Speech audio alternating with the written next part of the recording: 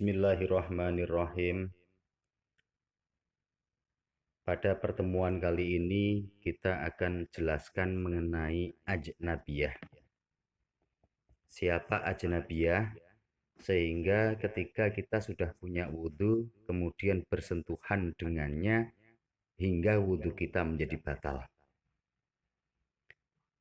Soal mal mar'atul ajnabiyah. Ma iku sopo al mar'atul ajnabiyah utawi sing diarani mar'atul ajnabiyah, wong wadon liya.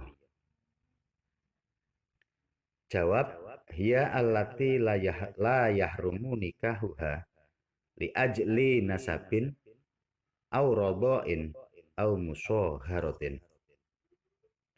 Hiya utawi sing aran ajnabiyah iku allati wong wadon la yahrumu kang ora haram apa nikahuha nikahi alati li ajli nasabin krono arai nasab au radhain utawa suson au musyaharatin utawa perpisanan. Jadi kita harus tahu betul bahwa ajnabiyah itu siapa supaya tidak salah dalam mempersepsikan.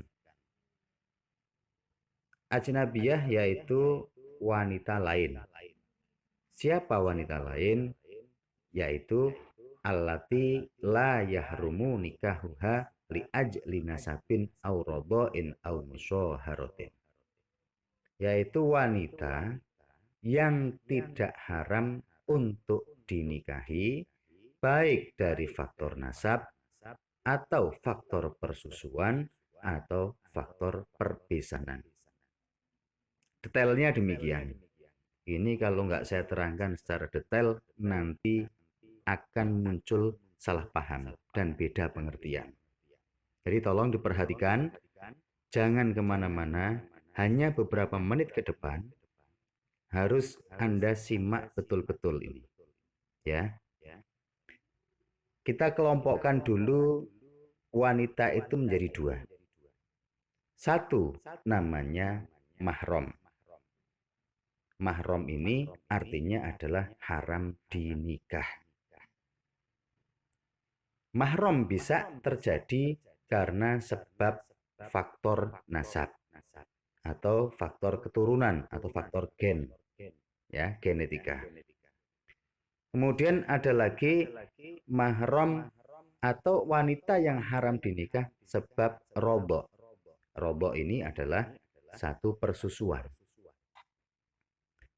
Kemudian ada lagi wanita yang menjadi bagian dari mahram karena musyaharah, karena ada faktor perpisanan yang terjadi. Baik, akan kita pahami tentang yang namanya mahram atau wanita yang haram dinikah, yang mana kita bila bersenggolan, bersentuhan kulit dengan mereka tidak batal. Berbeda dengan ajnabiyah. Kalau ajnabiyah itu kita senggolan kulit secara langsung batal. Ya, dalam keadaan punya wudhu, senggolan kepada ajnabiyah, wudhu kita batal.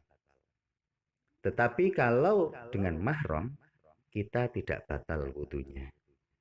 Mahram bisa karena tiga unsur yang saya sampaikan tadi, sebab nasab, sebab rodok, atau sebab musyaharah.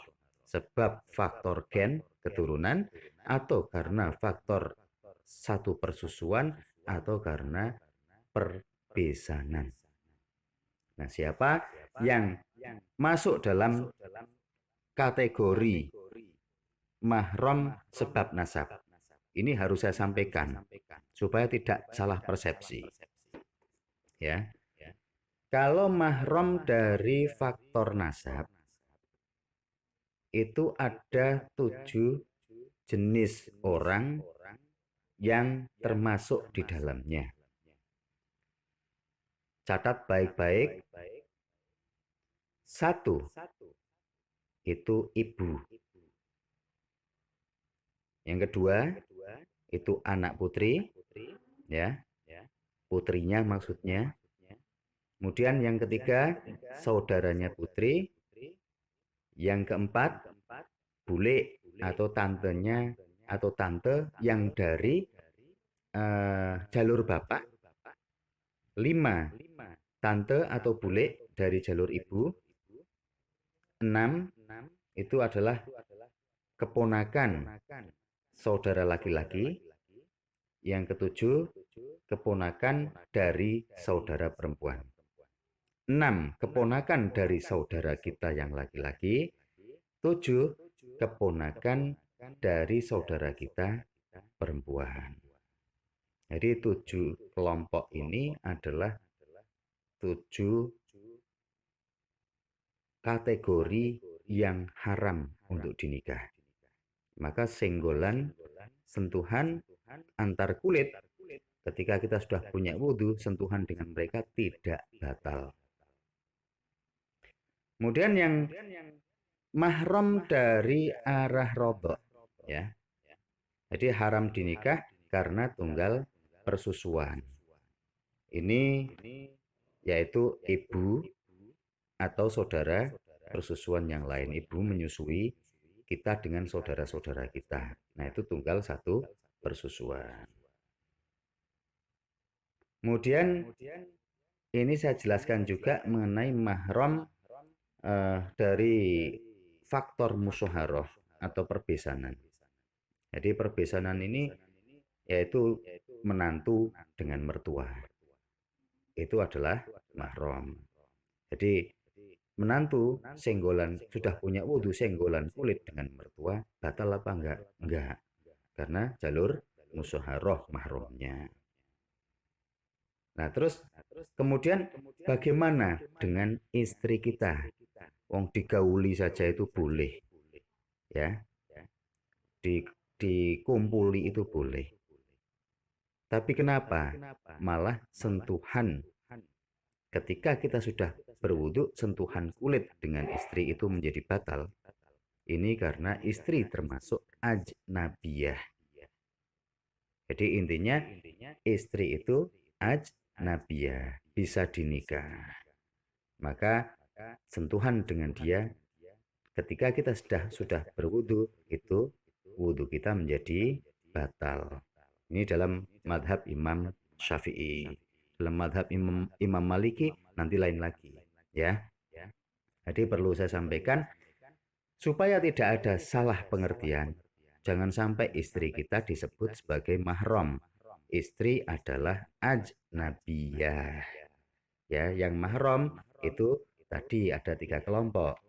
Mahram karena faktor nasab atau genetika, mahram karena faktor rodok atau satu persusuan, kemudian ada lagi mahram karena faktor musyawarah atau perbesanan. Demikian, semoga bisa dipahami, semoga bermanfaat. Jangan lupa untuk subscribe, like, dan share kepada siapapun yang membutuhkan. Semoga bermanfaat bagi kita semuanya di dunia maupun di akhirat. Billahi taufiq wal hidayah. Wassalamualaikum warahmatullahi wabarakatuh.